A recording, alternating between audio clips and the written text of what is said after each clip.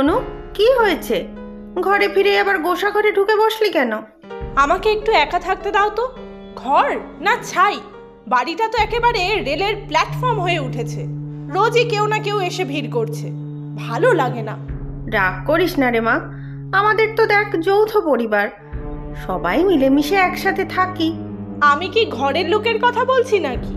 তবে কোথাকার কোন আত্মীয় স্বজন রোজ রোজ এসে জোটে, ভালো লাগে না আমার। আজকে তোর বাবার মামা বাড়ির লোকজন এসেছে, সেই কত দূর থেকে। ওরে বাবা, এরা আবার দূর থেকে এসেছে নাকি? ব্যাস, তাহলে তো হয়েই গেল। 7-10 দিন না থেকে কি আর যাবে? সে থাকুক না, তোর তো আলাদা ঘর আছে। ওভাবে হয় না মা, একটু পরেই দেখবে ঠাকুমা আমাকে ডেকে পাঠাবে সবার সাথে আলাপ করার জন্য।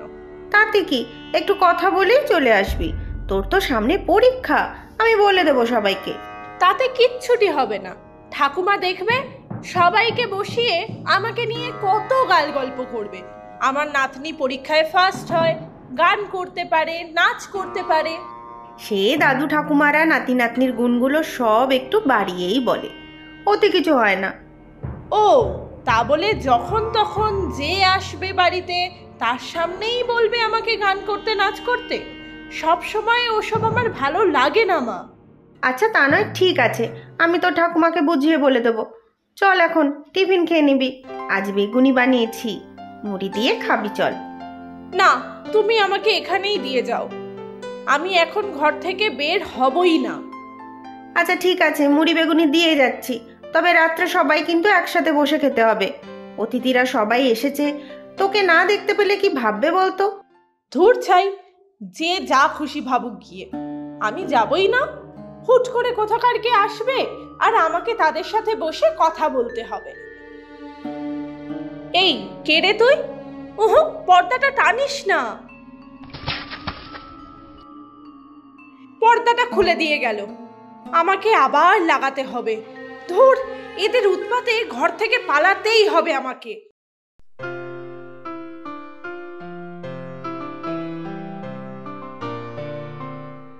এই নে অনু মুড়ি। আর পর্দাটা খুললি কি করে? আমি খুলেছি, কোন এক বিচ্ছু মেয়ে এসে জুটেছে। এই তো, এই তুই আবার এসেছিস? এই অনু, কি করছিস? আয় তোমা, ভিতরে আয়, এটা তোর একটা দিদি। অনু দিদি?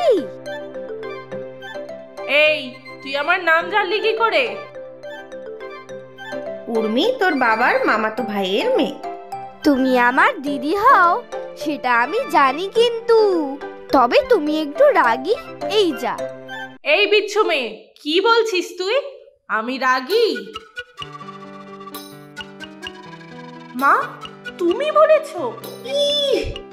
দূর বোকা, খেপি আমার। উর্মি একটু বসুক তোর কাছে, আমি ওদিকে রান্নার কত দূর দেখি। আমার কাছে? আমাকে তুমি বকছো অনু দিদি, আমি কিন্তু এবার ভ্যা করে কেঁদে দেবো। এই বিচ্ছু, তুই আবার ছিচকা তুলে নাকি? আয় বস এখানে। হিহি, আমি তো একটু মজা করছিলাম। আচ্ছা, আমার সাথে নাটক করছিলি, ইমোশনাল ব্ল্যাকমেলিং। আচ্ছা বিচ্ছু তো তুই। ও দিদি, জানো তো সবাই তোমার কত প্রশংসা করে। তুই জানলি কি করে? জানি জানি, আমি সব জানি।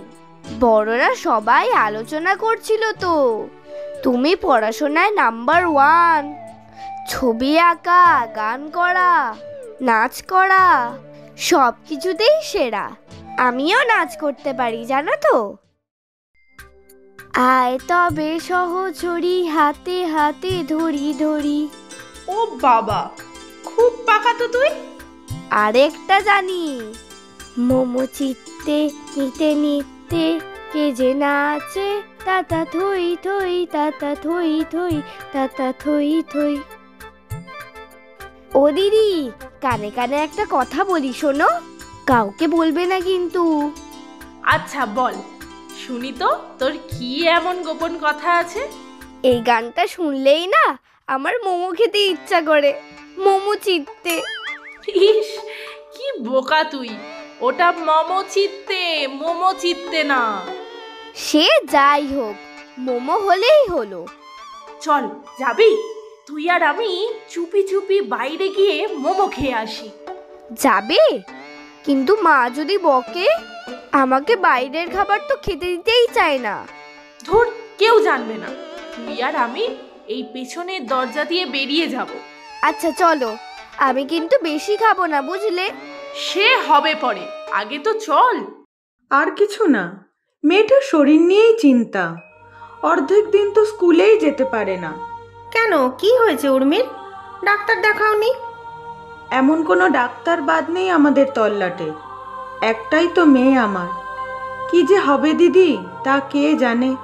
তুমি চিন্তা করো না রঞ্জনা, সব ঠিক হয়ে যাবে। কিন্তু উর্মির অসুখটা কি? কিছু খেয়েই হজম করতে পারে না মেয়েটা। কম ওষুধ তো আর খাওয়াইনি, সেরকম কোনো লাভ তো হচ্ছে না। ইস, এই বয়স থেকেই এইরকম, পরে কি হবে তাহলে?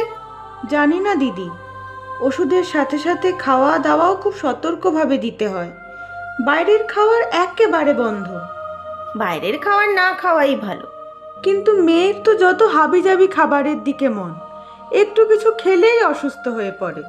বাচ্চা মানুষ, একটু ভালো মন্দ খেতে তো চাইবেই, বলো। ঘরে তো কত কি রান্না করে দিই, তা ওর মুখে রোচে না। খালি বাইরের হাবি জাবি ভাজা পোড়া খেতে ভালো লাগে ওর। চিন্তা করো না গো, আমাদের অনুরও একই অবস্থা। সুযোগ পেলেই বাইরের খাবার খাবে।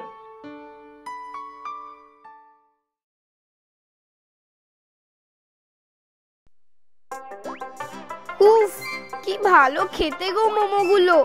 ওই ঝাল চাটনিটা মাখিয়ে খেতে আরো ভালো লাগছে। বেশি ঝাল খাস না, পেটে ব্যথা হবে কিন্তু। হলে হবে, আমার তো এমনিই পেটে ব্যথা হয়। ডাক্তার কাকুই এত ওষুধ দিয়েছে, বলেছে আর ব্যথা হবে না, কিন্তু রোজ ব্যথা হয়।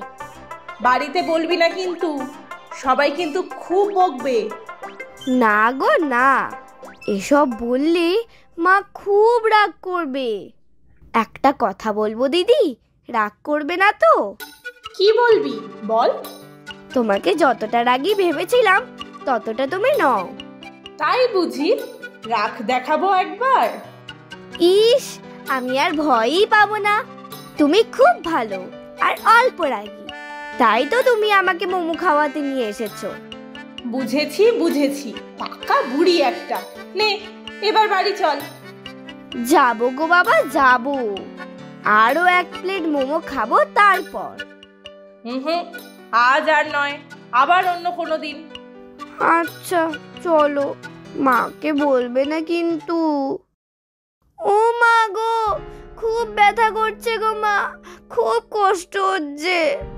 কি হলো তোর বলতো? হঠাৎ করে এত পেট ব্যথা করছে কেন? এত রাতে তো কোনো ডাক্তারও পাওয়া যাবে না, হসপিটালে নিতে হবে। কিন্তু ওষুধ তো খাচ্ছে, এত ব্যথা হঠাৎ হলো কি করে? বাইরের খাবার তো খাইনি কিছু। এই অনু, সারা সন্ধে তো তোরা দুটিতে একসাথেই ছিলি, কিছু খেয়েছিলি নাকি লুকিয়ে? সত্যি করে বল। সব দোষ আমার মা, আমি ওকে মোমো খাওয়াতে নিয়ে গেছিলাম। সে কি, ওর যে বাইরের সব খাওয়া বারণ অনু। ডাক্তারবাবু বারবার বারণ করেছেন, উল্টোপাল্টা কিছু খেলেই ওর যে খুব ক্ষতি হবে। ছি ছি অনু, তুই এটা একদম ঠিক করিসনি। বাচ্চা মেয়ে ব্যথায় কত কষ্ট পাচ্ছে দেখতো। আমি বুঝতে পারিনি মা, একদম বুঝতে পারিনি। কিচ্ছু হবে না ওর, দেখো। আমি এক্ষুনি ডাক্তারবাবুর কাছে যাচ্ছি, ওর কোনো ক্ষতি আমি হতে দেব না।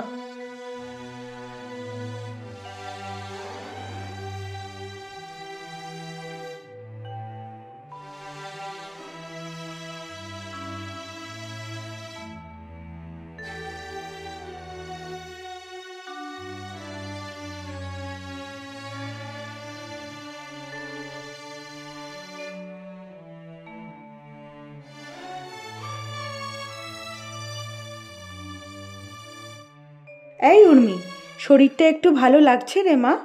আমি এখন একদম ঠিক আছি, আর একটুও ব্যথা নেই। যা ভয় পেয়ে গিয়েছিলাম, আবার দুষ্টুমি করে বাইরের খাবার খেয়েছিস তো। দেখলি তো কেমন কষ্ট হলো। আহা, ওকে বকো না, বেচারা একই সারা রাত কত কষ্ট পেয়েছে। দোষ তো অনুর। ও যে মা, ও অনু দিদিকে কিছু বলো না। আমিই তো বেশি বেশি করে ঝাল চাটনিটা খেয়েছিলাম, তাই পেট ব্যথা হলো। এখন আমি একদম ঠিক আছি। আমি জল খাবার বানাচ্ছি, তোমরা তৈরি হয়ে নাও, না হলে দেরি হয়ে যাবে। তোমরা কোথাও যাবে নাকি? ও মা, বাড়ি ফিরবো না? উর্মির বাবার এখানে একটা জরুরি কাজ ছিল, তাই এসেছিলাম। যা রে উর্মি, তৈরি হয়ে নে। কাল উর্মির জন্য তুমি অনেক করেছো অনু। আমরা চলে গেলে ভালো করে ঘুমিয়ে নিও। ও তো আমার বোন, ওর জন্য আমি করব না?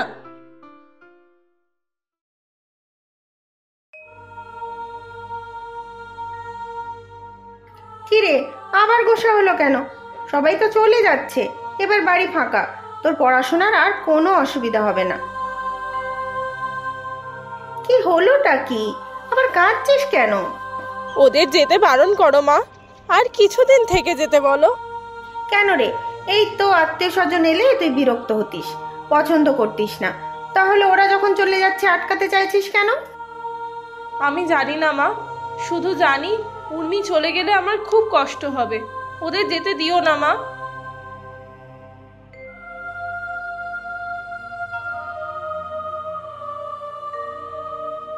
ও মা, অনু দিদি, তুমি কাঁদছো কেন?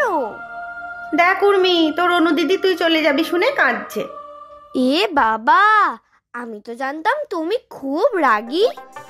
এখন তো দেখছি তুমি একটু ছিচকাদুনি। এসো, একটু গাল টিপে আদর করে দিচ্ছি। খুব বাবা তুই, বিচ্ছু একটা। আমি আবার আসবো গো অনু দিদি, তুমি যে খুব ভালো, আমার ভালো দিদি। আগে ডাক্তার কাকু যে ওষুধগুলো দিয়েছে সেগুলো খেয়ে ভালো হয়ে যায়, তারপর দুজনে মিলে আবার মোমো খাবো ঝাল ঝাল চাটনি দিয়ে।